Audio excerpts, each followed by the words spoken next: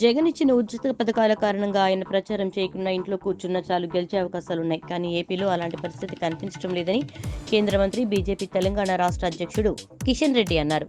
ఏపీలో కూటమి అధికారంలోకి వస్తుందని ధీమా వ్యక్తం చేశారు. జగన్ అనేక పథకాలు ఇచ్చినప్పటికీ గెలిచే పరిస్థితి లేదన్నారు. సన్నవడ్లకు మాత్రమే 500 బోనస్ ఇవ్వాలని తెలంగాణ కేబినెట్ నిర్ణయించడంపై మాజీ మంత్రి హరీష్ రావు స్పందించారు. రైతులు తాము పండించిన పంటను అమ్మకానికి సిద్ధపడి బోనస్ కోసం ఎదురు చూస్తున్నారని, కానీ వారందరి ఆశలు అడియాసులు చేస్తూ కేవలం సన్నవడ్లకు మాత్రమే బోనస్ ఇస్తామని ప్రకటించడం, అది కూడా వచ్చే సీజన్ నుంచి అని చెప్పడం బాధాకరమైన విషయమన్నారు. మన రాష్ట్రంలో దాదాపు 90% దొడ్డు రకం వడ్లనే పండిస్తారని, 10% పండే సన్నవడ్లకు మార్కెట్లో మంచి డిమాండ్ ఉంటుందని తెలిపారు. తమ సమస్యలను పరిష్కరించకపోతే విధులు బహిష్కరించి సమ్మెకు దిగుతామని తెలంగాణలోని జూనియర్ డాక్టర్లు ప్రకటించారు. వైద్య విద్య డైరెక్టర్ ఎస్ వాణికి జూడాల సంఘం నేతలు నోటీసులు అందజేశారు. స్టైఫండ్స్ ప్రతి నెల సమయానికి ఇవ్వాలని, బకాయిలు చెల్లించాలని డిమాండ్ చేశారు.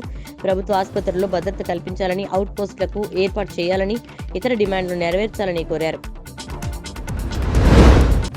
ఆరోగ్యశ్రీ కింద రోగులకు అందించిన చికిత్సా బిల్లులను ప్రభుత్వం చెల్లించట్లేదని ఏపీ స్పెషాలిటీ హాస్పిటల్ అసోసియేషన్ వెల్లడించింది. ప్రభుత్వం బిల్లులు చెల్లించకపోవడాన్ని నిరసిస్తూ బుధవారం నుంచి ఆరోగ్యశ్రీ సేవలు నిలిపివేసినట్లు ఆశా పేర్కొంది. గత ఆగస్టు నుంచి బిల్లుల చెల్లింపులు నిలిచిపోయాయని, వీటి విలువ సుమారుగా 1500 కోట్లు ఉంటుందన్నారు.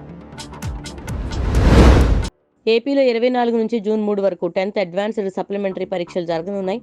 ఉదయం 9:30 నుంచి మధ్యాహ్నం 12:45 వరకు ఈ పరీక్షలు జరుగుతాయి. వెబ్సైట్లో విద్యార్థులు హాల్ టికెట్లు డౌన్లోడ్ చేసుకోవచ్చు. త్వరలో మోదీ ఇంటికి వెళ్లే రోజులు వచ్చాయన్నారు ఢిల్లీ సీఎం అరవింద్ కేజ్రీవాల్. సోమవారం తన భార్య సునీత కేజ్రీవాల్తో కలిసి ఆయన ఎన్నికల ప్రచారంలో పాల్గొన్నారు. తాను జైల్లో ఉన్నప్పుడు ప్రచార బాధ్యతలు భుజానికి ఎత్తుకున్న ఆమెను ఝాన్సీ రాణిగా అభివర్ణించారు. జూన్ 4న కేంద్రంలో విపక్ష ఇండియా కూటమి అధికారం చేపడుతుందని, అందులో ఆప్ భాగస్వామ్య పార్టీగా ఉంటుందని ఆశాభావం వ్యక్తం చేశారు. జననేత జగన్ను ఎదుర్కోలేక 3 పార్టీలు కలిశాయన్నారు మంత్రి జోగి రమేష్. ఓడిపోతామని తెలిసి చంద్రబాబు హింసను ప్రేరేపించారని ఆగ్రహం వ్యక్తం చేశారు. రాష్ట్రంలో ఎన్నికల తర్వాత హింస వెనుక చంద్రబాబు హస్తం ఉందని ఆరోపించారు. బాధితుల గొంతు వినిపించిన మీడియాపై పెట్టిన అక్రమ కేసులు వెనక్కి తీసుకోవాలని టీడీపీ నేత దేవినేని ఉమా అన్నారు. కంచర్లపాలెం పోలీసుల తీరును దేశమంతా చూస్తుందన్నారు. సజ్జల, జగన్ సూచనలతోనే మీడియాపై అక్రమ కేసులు పెట్టారని, అక్రమ కేసులు బనాయిస్తున్న సీఎస్ వ్యవహార శైలిని ఈసీ కట్టడి చేయాలన్నారు. సీఎం జగన్ పై రాయితో దాడి చేసిన నిందితుడు సతీష్ బెయిల్ పిటిషన్ను సోమవారం విజయవాడ కోర్టు విచారించింది. వాదనలకు సమయం కావాలని పబ్లిక్ ప్రాసిక్యూటర్ కోరడంతో న్యాయమూర్తి తదుపరి విచారణను వచ్చే నెల 23కు వాయిదా వేశారు.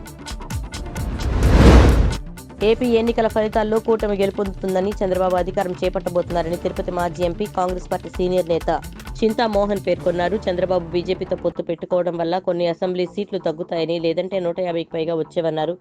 దేశవ్యాప్తంగా బీజేపీకి 150కి మించి ఎంపీ స్థానాలు రావన్నారు. ఈ ఎన్నికల్లో వైసీపీకి ప్రజల గుణపాఠం చెప్తారన్నారు.